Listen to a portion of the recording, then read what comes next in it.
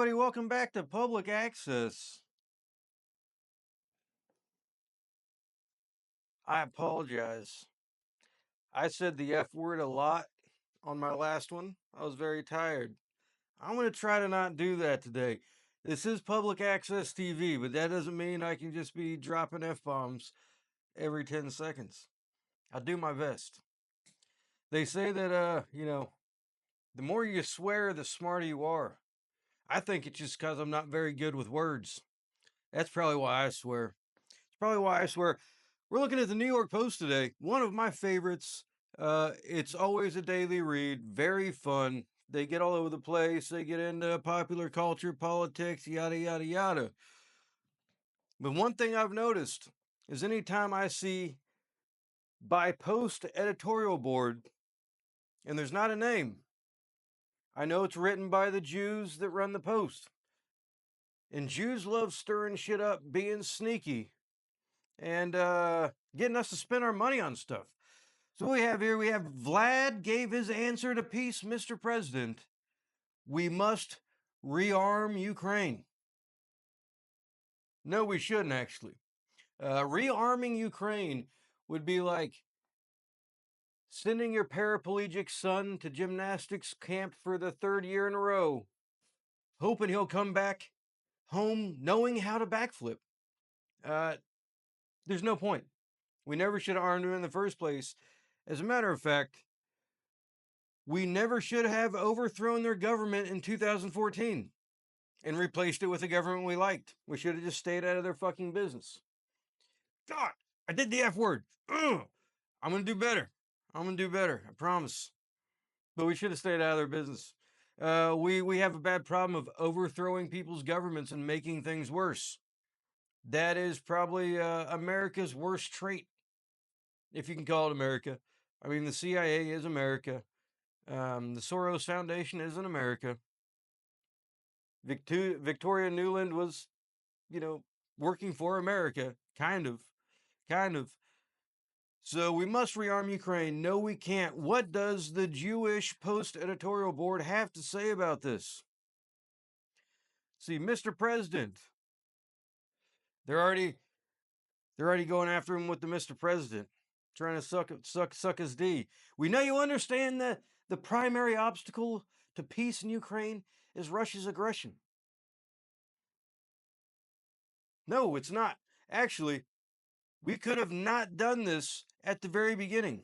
There was a peace deal in place, and Boris Johnson and Biden and other Western countries stepped in and said, even if you are willing to accept the peace agreement, we are not, Mr. Zelensky. And we forced them to go to war. But that was the last administration. Just because it was forced there doesn't mean we have to continue it. And also, imagine the state of Texas going up against the state of Maine. The state of Maine is never going to win that. They're just too damn small. You said you were disappointed in the conversation with Russian dictator Vladimir Putin. He's not a dictator. He is their president. And that you don't think he's looking to stop. Putin again insisted he is unwilling to commit to a ceasefire until the root causes of the conflict were addressed. No, if Ukraine just gave up, said you can have Crimea, the land we lost to you, the war is over.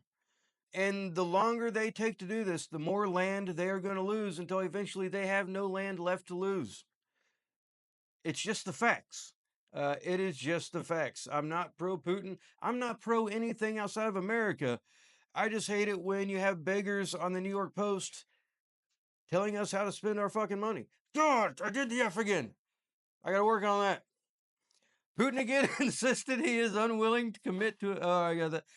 For Vlad, the root cause is the existence of Ukraine. That's not true. That is definitely not true. Ukraine has always been Russian. And the root cause, basically, of why we stepped in anyways, is most of Ukraine voted to go back to being Russian. There were a couple little areas that they definitely voted for that, and they left and went back to Russia. We can get into that with maybe some chat GPT here in a minute. He followed your call with the largest drone and missile strike of the war, killing at least one. Well, that definitely doesn't sound like the largest drone and missile strike of the war. Seems like the largest drone and missile strike of the war would have had more than one death. So why, Mr. President, is your administration punishing Ukraine? We're not. The administration is still doing a bunch of stuff for Ukraine. But it's kind of like, you have a sugar baby and she keeps asking for money and you give her all the money and finally her paycheck's out. And she asks for $100, you give her 10 and she goes, "Why are you punishing me?" We don't have the money. We are $37 trillion in debt. We don't have the money for shit that doesn't affect us. It just quite frankly does not affect us. And when Russia completely takes over all Ukraine, and they will, if Ukraine doesn't give up, it still won't affect us. The Pentagon has halted the anti missile and drone weapons needed to protect the civilians of Kiev. They probably should have left.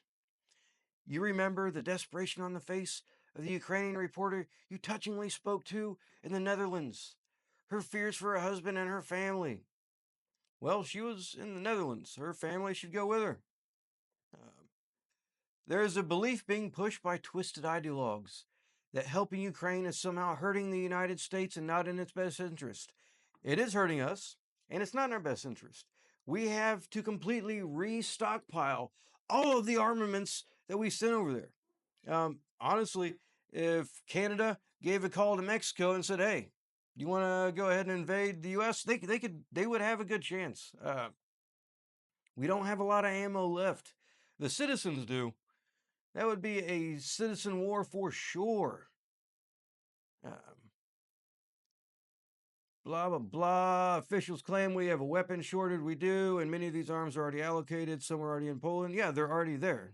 I mean, they're going there. We can't take back shit that was already allocated to them. Ukraine is paying for them, and it's got that paying where the letters are like that, so you know how important it is. Partly from seized Russian assets and European grants, a stimulus for our industries to make more. It's not true. Ukraine is not paying for them. It's also let's get into loaning the sugar baby mama or sugar baby money. You give her $10,000, and then she buys a $20 dinner for you. She's not paying you back. You're still in debt. Also, they barely have any seized Russian assets and European grants, which means Europe is paying for them. Ukraine is not paying for them. It's borrowed money. In fact, our military can use that money and the intelligence it is gathering from Ukraine's successful resistance. Sure as I stopped myself there. I'm about to say the F word. Sure as gosh darn doesn't look successful to me. Looks like they're losing their country to make better drones and anti missile technology. They bought their drones from Iran and China and stuff. Like they didn't, the Ukraine isn't making better drones and anti missile technology. They're getting that technology from other countries. It builds the foundation of the golden. No, it doesn't. But most importantly, Ukraine's fate sends a message to the world about America. Russia is not an economic superpower to be unlocked. It is. Russia loves American shit. It is a dying terrorist state. And no, it's not. Russia is one of the oldest governments and states in existence right now. It's definitely not dying. It is honestly when we put sanctions on them, the ruble went from like the lowest it's ever been to the highest it's ever been. We have driven them into the brick system and out of the petrodollar system, which is not good for us. That was a big mistake on our part to get Russia and Iran and China closer in the bed together. They were already in bed together, but we made them stronger with this. Russia is not dying. It is definitely not dying. Um, Putin is willing to spend the blood of his people in the last grasp for empire. No, Russia's been spending its blood for a long time. They had a red line. That was Ukraine cannot join NATO. It was Ukraine cannot join NATO. NATO cannot be on our borders. Then there's a big red period afterwards. It wasn't even a red line, it was a red period that the United States government, the Soros Foundation and NGOs, and Victoria Nuland uh, shit all over in 2014 when we overthrew the duly elected president of Ukraine and we filled all of Ukraine's government with U.S. loyal plants, people that worked for us. So we kind of started this. We definitely started this, or past administration started. Not we. When I say we, I'm talking about the CIA and stuff. Where was I at? If we let him succeed, if we help, and it's got the letters like that again, help him succeed. It won't just threaten Europe. It will tell China that our alliances are fickle and our patience short. America actually does not have any allies. We have zero allies. We only have allies because we subsidize every other government's anything they want. They're bought friends. All of our allies are bought and paid for.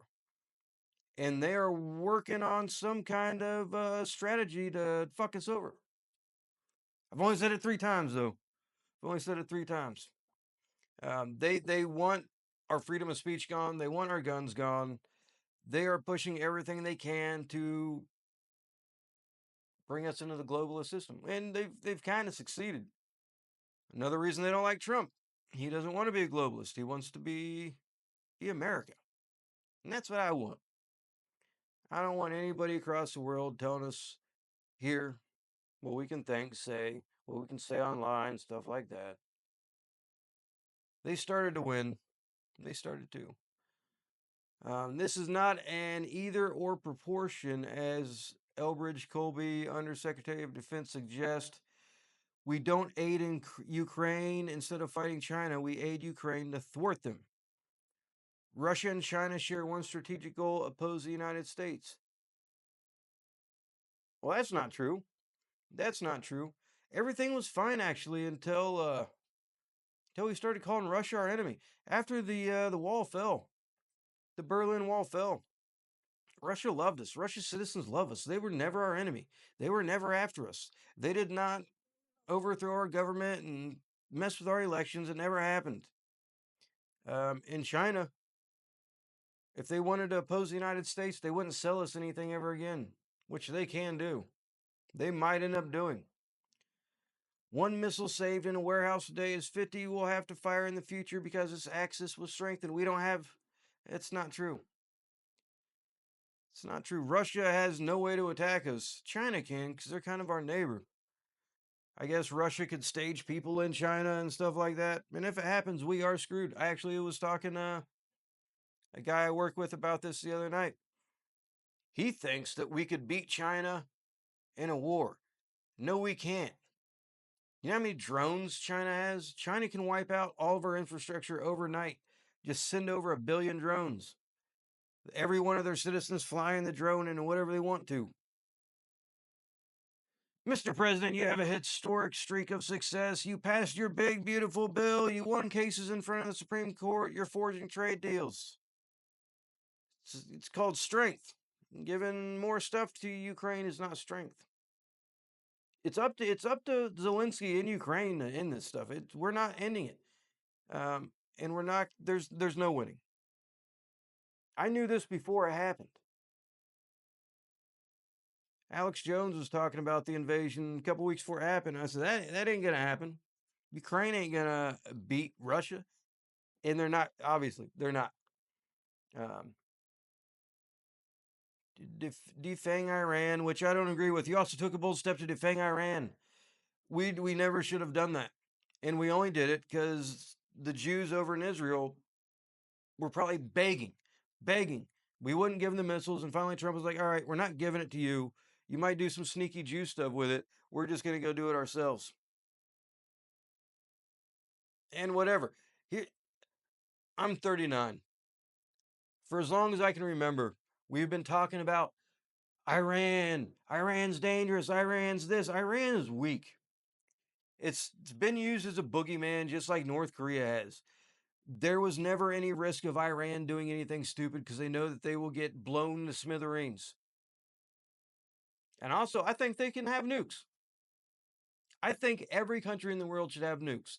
If some people have them, everybody should have them, or we just get rid of them. I'd rather we just got rid of them. Stupid thing. And even if, Iran launched nukes, the space aliens would probably shoot a laser into it and, kill the nuke or something. Who knows? Aliens like shooting space lasers and stuff. Um, Putin only understands strength. He will continue to insult and ignore you if the United States doesn't commit to Kiev's defense. It's not our business. Again, Kiev, it's not our problem.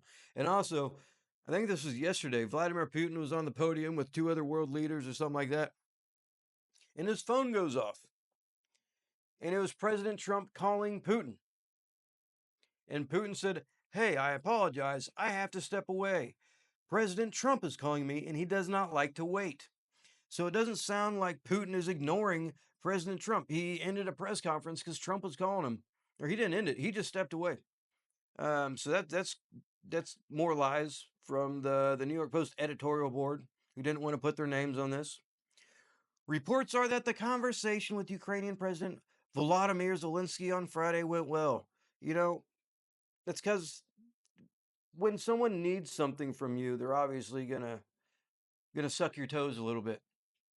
Um, and you talked about strengthening the country's air defenses. I mean, that's not going to do anything. The fall of Ukraine is not a disaster that can be blamed on someone else or explained away as inconsequential. It would destabilize the world, weaken America, and reflect negatively on your presidency. Don't walk away. It would do none of those things. It would do none of, like, destabilize Ukraine, falling to Russia, or becoming Russian again. Would destabilize the world. Ukraine was only Ukraine for like 20 years or something like that. You can look it up. Uh, wouldn't weaken America at all. We get no strength from Ukraine and reflect negatively on your presidency. I have a feeling in the next 3 years, old Trump's going to do a bunch of stupid shit that's going to reflect negatively on his presidency more than Ukraine falling to Russia, which it is. Hate to tell you, it's going to. Look at the comments a little bit. Let's look at the comments a little bit. Nobody voted for her. I don't know who her is. No matter how much money we dump into it, it's not a winnable war, correct? That's the problem. It was never a winnable war. Ukraine can't beat Russia's militarily.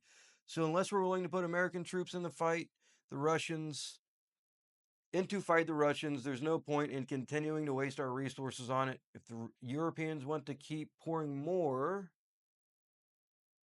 I would assume, keep pouring money into it, that's up to them. Russia owned Ukraine from 1945 to 1991, see? And it didn't affect our lives one bit. Correct! Correct, sir!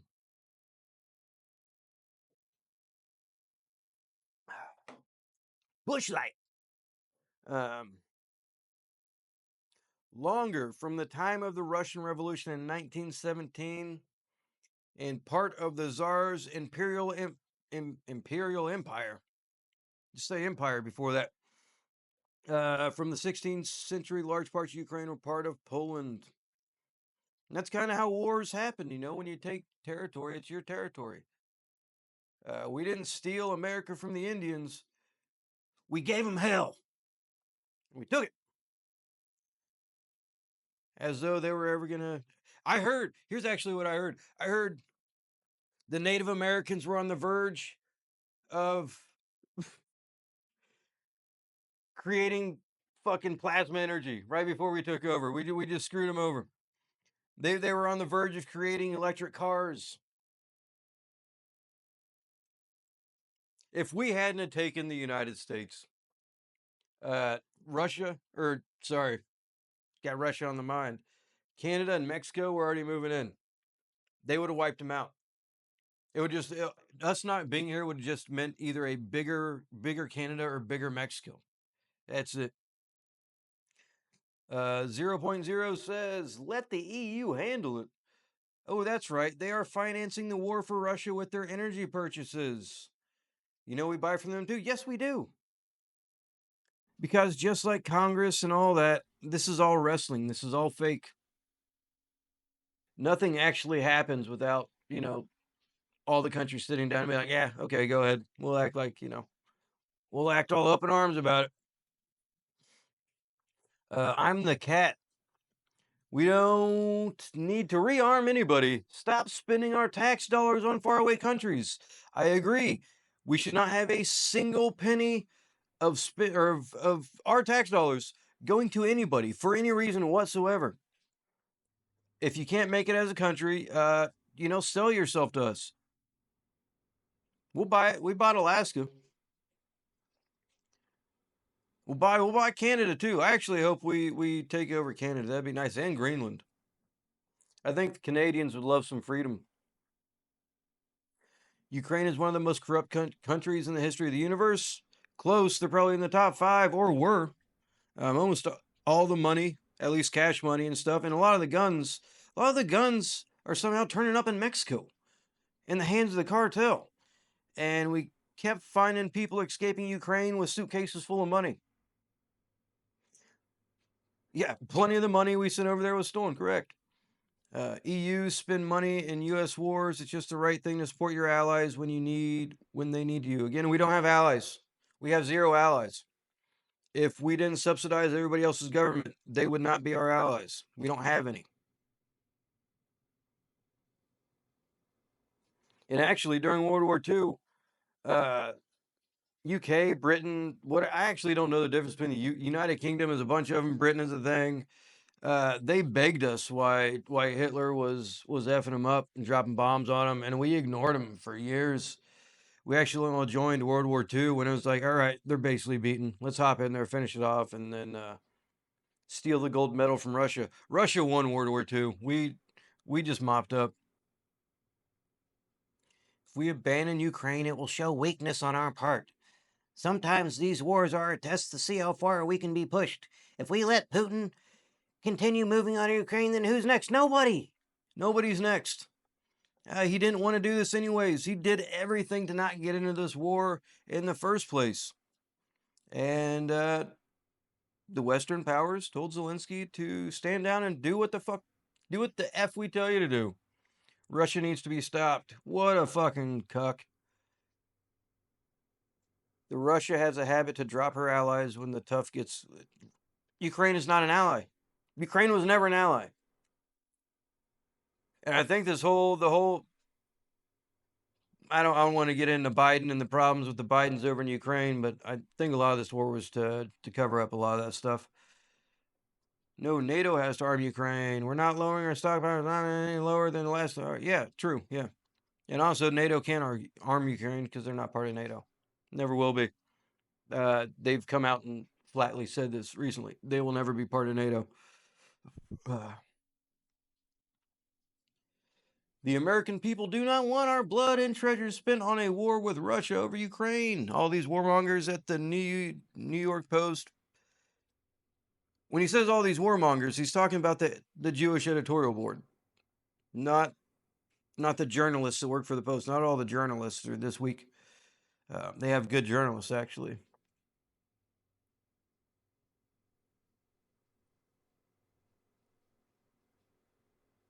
He said he would solve the war on day one. Yeah, well, that was a lie. He tried though, but there's more working parts. And would the war have started if Trump was president instead of Biden? No, because he not because he would have stopped Putin. He would have told Ukraine like, no, this stuff isn't happening.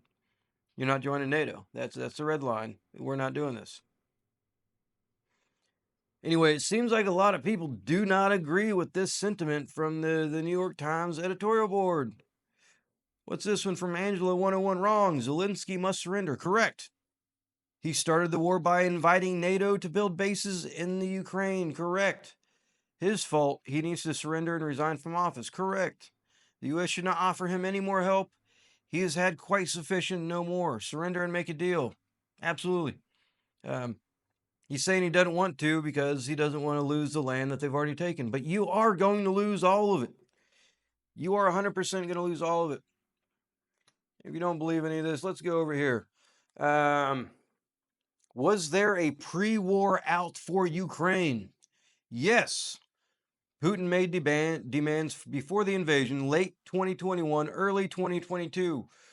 Russia demanded security guarantees, including that Ukraine never join NATO, which was already the red line. This goes way back.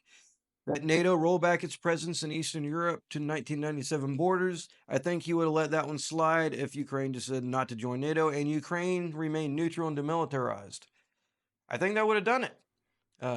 These demands were delivered in writing to the US and NATO in December 2021. Seems like that would have been a cheap out for all this. I think, a couple million people would be alive had we allowed that.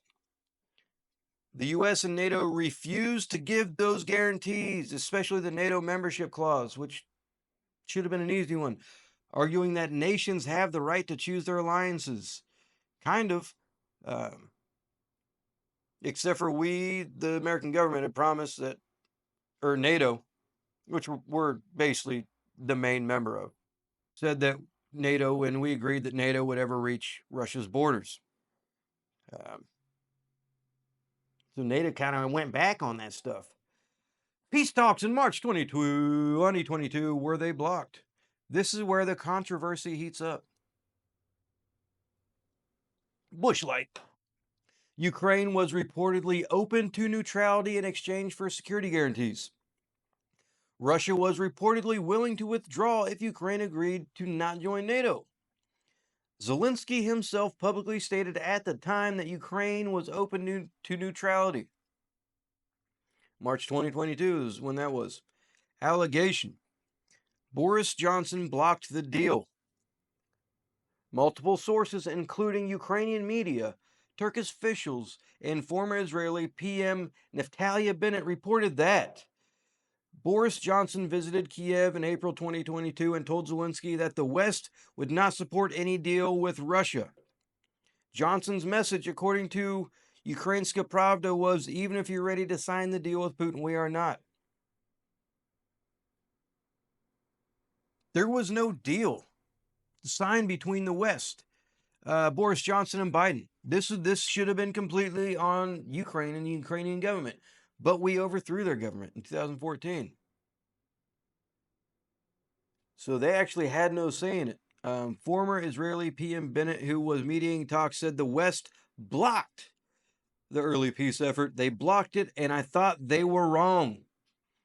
Israel, former Israeli PM Bennett, Israel said that they were wrong. Israel loves war. No formal peace deal was signed and talks collapsed. So was the war avoidable? Possibly yes. There was a window before the invasion and again in March, April 2022 where diplomacy was on the table and Ukraine signaled openness to a neutrality deal. But the West, especially the US and UK, appeared unwilling to accept any peace that preserved Putin's regime or gave Russia strategic leverage. Why would the West be the ones that would accept anything? It doesn't make sense. Ukraine is not the West. We should have had no say in how their people died, but we did, and they died. They died. Their bet was to weaken Russia through prolonged conflict, not to compromise over Ukraine's geopolitical future. So, didn't give a shit about Ukraine's geopolitical future and didn't learn their lessons from history that Russia cannot be weakened. They survived the Nazis' assault against them for years. They were eating each other to survive, literally eating the dead and rats to survive. Why isn't this widely admitted? Because if true, it would mean tens of thousands of deaths could have been avoided. Not tens of thousands, hundreds of thousands, possibly millions. I don't believe any numbers coming out about this war, though, because it's all propaganda. And the Western governments prolong the war, intentionally or not, by rejecting diplomacy. Correct.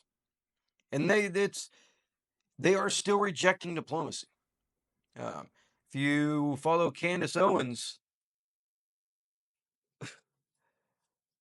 the two men that run Macron and his husband over there in France had Trump call Candace Owens to tell her to stop saying online that Macron's husband was a husband.